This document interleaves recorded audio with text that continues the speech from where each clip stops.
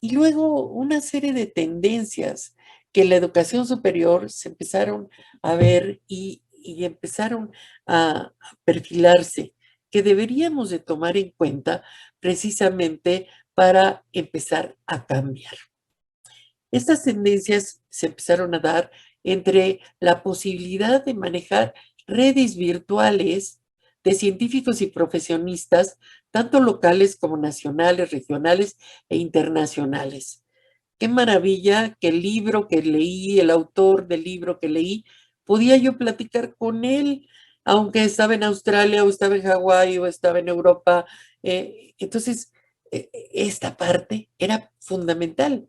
¿Y cómo la podíamos lograr? Pues si teníamos unas redes que empezáramos a hacer, que nos conectaran con ellos entre sí. Las nuevas tecnologías tenían que ser esta fuerza motora de cambio que nos llevara a unas tendencias más sólidas para una educación mejor. Una integración necesaria y coherente de todos los niveles en la educación formal. Qué bárbaro, parecía esto de sentido común y sin embargo, cuando menos en México, no lo teníamos. En México cada nivel marcha como puede y donde puede. Sí, el preescolar de repente era el modelo de lo que podíamos enseñar en educación, hasta que la educación pública lo agarró y dijo, no, lo vamos a sujetar a los niveles de la primaria. Y luego los niveles de secundaria eran donde estaban los héroes de este país, porque los maestros de secundaria eran verdaderos héroes, que tenían que luchar frente a situaciones donde los alumnos empezaban con las adicciones, donde las alumnas empezaban a embarazarse, con todo menos con la parte educativa se volvía los contenidos más difícil de aplicar.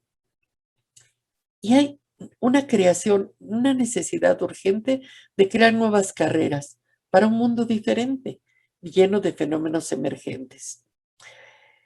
No habíamos hecho, y no en todas las universidades, por desgracia, una integración que hubiera gobierno, sociedad, universidad, donde se gestionaran tareas comunes como la equidad, medio ambiente y el crecimiento económico. Eso es algo que admiro en Costa Rica porque ustedes sí están trabajando sobre eso, no han quitado el dedo del renglón. Y sin embargo, en México, por desgracia, nos hemos separado todos y marchamos como rieles de ferrocarril. La universidad por un lado, el gobierno por otro, la sociedad por otro, y a veces hasta hay conflictos e incomodidades, ¿sí? El gobierno se siente incómodo de las críticas que le hagan en la universidad en vez de sentirse apoyado. Detalles de estos que no nos han ayudado a avanzar. Ya se presentaba la idea de la educación continua que venía a ser desde educación del vientre materno de manera continua hasta la vejez. Los cambios en los modelos educativos eran urgentes. Acuérdense que veníamos de una serie de universidades que traían estructuras muy antiguas y cuyos cambios de planes y programas también eran muy complicados. Entonces tenemos que ir a una educación de calidad, pero flexible, ¿sí? ¿Qué implicaba esto? Que los conocimientos no se hicieran tan viejos a la velocidad que teníamos que cambiar de plan de estudio. Entonces, probablemente teníamos que empezar en metodologías o en metodología que nos enseñara a adoptar y adaptar los conocimientos, ¿sí? Porque si no, íbamos a tener siempre el problema del envejecimiento de los conocimientos antes de terminar de aprobar el plan de estudios. Desde luego, requeriríamos una mayor difusión de la inteligencia y de la sabiduría colectivas. La heurística y la holística cambian parámetros tradicionales de la educación. Esta parte la habíamos descuidado y decía yo, por ejemplo, que en México, en el preescolar, teníamos muy claro que había tres elementos básicos que eran fundamentales con los que nacemos como seres humanos y perdemos cuando empezamos a fragmentar el conocimiento.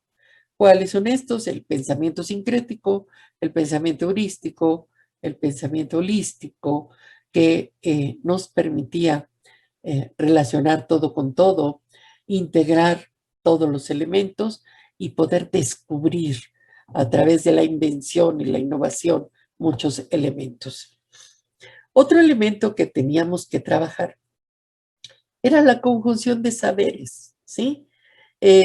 Muchas veces, bueno, habíamos renunciado a ellos porque no eran científicos, decíamos, pero hemos soslayado que toda la experiencia, la sabiduría, la, toda la integración de conocimientos que se tenían afuera podía ser muy útil para resolver ciertos tipos de problemas y ciertas situaciones.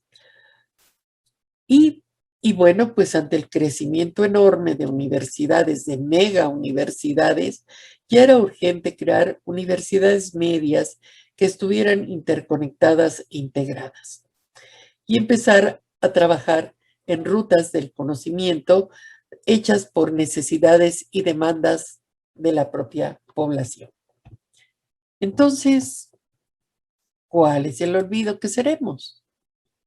¿Se acuerdan cuando nos decían que la educación nos podía llevar a la felicidad? ¿Sí? Bueno, los cuentos nos decían que vivieron felices para siempre, pero no creo que haya sido el caso de Blancanieves y el príncipe, cuando menos en esta diapositiva.